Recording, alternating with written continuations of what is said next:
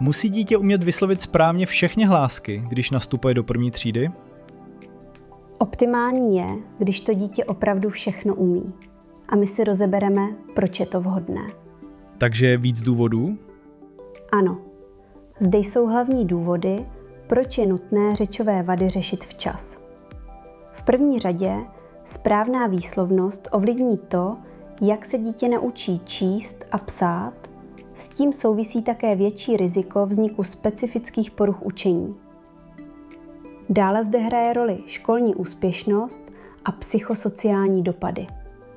Můžeme si o jednotlivých oblastech říci více? Samozřejmě. Vysvětlím to na příkladu. Když totiž dítě vyslovuje slovo prší jako prsí, tak si ho při psaní rozdělí na p, l, s, i a špatně ho napíše. Obdobné je to i při čtení. Dost často vidím problém u hlásky R. Děti ji neumí vyslovit a pak, někdy kolem Vánoc, ji mají ve slabikáři. Děti si s tím často neví rady, rodiče si s tím neví rady. A tady je ještě komplikace, když se hláska R vyvozuje přes pomocné substituční D. To je tedy pěkný zmatek. Vidí písmeno R, vyslovují neurčitý zvuk a mají si pomoct přes hlásku D. Nebo když dítě zaměňuje sykavky a stejně mu zní s, š, tak je taky chudák úplně ztracené. A ta souvislost se specifickými poruchami učení se projevuje jak? Špatná výslovnost může se specifickými poruchami učení souviset, ale není to vždycky pravidlem. Pokud má dítě pouze motorický problém, to znamená, že mu hlásky nejdou tvořit z důvodu špatné pohyblivosti jazyka nebo úst, nemusí to nutně znamenat souvislost se specifickými poruchami učení, což jsou nejčastěji dyslexie, dysgrafie, dysortografie. Pokud má ale dítě oslabenou schopnost rozlišovat jednotlivé hlásky ve slově, uvědomovat si jejich pořadí, komolí slova, zaměňuje podobně znějící hlásky, jako třeba s, š, tak tam už je dost velké riziko, že bude mít potíže se čtením a psaním. A tohle se objevuje velmi často. Takže hodně záleží na tom, jak dítě vnímá hlásky sluchem? Ano, to je ohromně důležité a dost podceňované. Odborně se tomu říká fonematický sluch.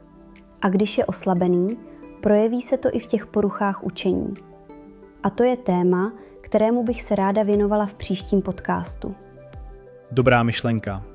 Teď bych se ale vrátil k otázce, jaké může mít špatná výslovnost psychosociální dopady. Znamená to, že když dítě mluví nesrozumitelně, že se mu ostatní smějí? To může být jeden z těch dopadů, ale rozhodně není jediný. Jde o to, jak dítě komunikuje, jak je přijímáno okolím a jak vnímá samo sebe. Jsou děti, které si svoji vadu uvědomují a cítí se kvůli tomu méně sebevědomé, stydí se mluvit. Dost často třeba neodpoví na otázku, i přesto, že správnou odpověď znají. Samozřejmě se v kolektivu může objevit posmívání a napodobování řeči. Dítě tedy může cítit frustraci, úzkost v komunikačních situacích. Co se s tím tedy dá dělat? Může učitel nebo rodič nějak zasáhnout? Ano, určitě. Důležitá je prevence. Zejména rodiče by měli dbát na to, jestli je potřeba s dítětem nějak logopedicky pracovat. Mohou se zeptat učitelek ve školce, některé mají kurz logopedické prevence. Většina učitelek má také dostatek praxe, aby posoudili, jestli je nutné věnovat se více výslovnosti. Neuškodí, když rodiče zajdou i za odborníkem. A hlavně je důležité, aby přišli včas. Co to znamená včas? No, když to řeknu hodně obecně a zjednodušeně, 4. rok je milník pro výslovnost. Pokud dítě dost hlásek neříká správně, okolí mu nerozumí, klidně můžete zajít za odborníkem a začít pracovat. Například mi přijde 4leté dítě, neumí měkčit. To jsou hlásky d, ť, ň. Nejde mu jedna řada sykavek a tradičně hlásky l, r, ř. proto máme celkem 9 hlásek na napravování. A máme na to 2 roky. Když takhle ale přijde dítě v 5 letech, zbývá nám na 9 hlásek pouhý rok. A to jsem ještě nezmínila čekací doby v mnoha logopedických ambulancích. Když to tedy celé shrneme, špatná výslovnost dítěte může způsobit to, že není ve škole úspěšné? Může to k tomu významně přispět. Víte, když se v první třídě navalí na děti všechny povinnosti, nové prostředí, noví lidé, do toho spousta nových informací, většinou se děti učí 1 písmeno týdně, to jsou 4 znaky, některé děti potřebují víc času, víc si to upevnit, některé mají potíže se soustředěním, ne všechny děti mají dobrou podporu doma. A když dítě nestíhá v první třídě, už se to s ním vleče.